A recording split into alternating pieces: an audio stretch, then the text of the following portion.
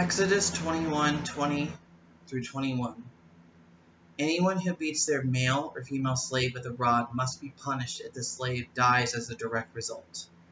But they are not to be punished if the slave recovers after a day or two, since the slave is their property. Frequently, what I read comes across as jingoistic bullshit, where the creator of the universe endorses mass murder when it conveniently advances the interest of one desert tribe or one desert kingdom. It wasn't the only reason, of course, and I knew that there was probably some fucked up shit in the Bible when I got into it, but the notion of comforting myself by reading the Bible just didn't work, and I couldn't trust Christian institutions. When the UMC decision to affirm their stance against gay clergy and bishops came out, I felt betrayed. And often when I went to online Christian forums for support, I just got abuse spat back at me by reactionaries. Moreover, nothing changed after converting to Christianity regarding my knee-jerk distrust of fear at institutions that identified as Christian, as, again, many of them are reactionary and discriminatory. Often I would get into arguments with more conservative Christians who felt I was watering down their faith and cherry-picking.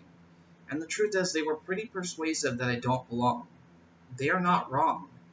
One can interpret all these things creatively, however you like, but the fact remains the plain language of the Bible is still pretty barbaric. This is how it is actually believed and practiced by many, and it is generally Christians who are the most organized political opponents of the things that are part of my core values. Fundamentally, they are also right that my core values do not change when I converted. Essentially, I have been trying to make Christianity something that it's not for the majority of its believers. There's just too much bad blood, and I feel like the tree has been producing almost entirely bad fruit for me. I prayed for some answer. I posted a sort of breakup letter on a progressive Christian forum, and I hoped the first response would persuade me to stay. And the first response to my support thread was a reactionary who compared me to a dog eating his own vomit, and then quoted Leviticus 18:22. So where does that leave me? Well, I do have spiritual needs. I still believe in the divine. I do believe that there is a world outside of what is explainable with empiricism and rationalism. I've been reading a lot about Wicca and would really like to get back into it, maybe even try to get initiated this time. My previous experiences with Wicca, I never really got deeply into it. I was never able to find a coven or become initiated or anything. Mostly it just involved a lot of discussion groups, and even if it amounts to just that, I think I might still be satisfied with it.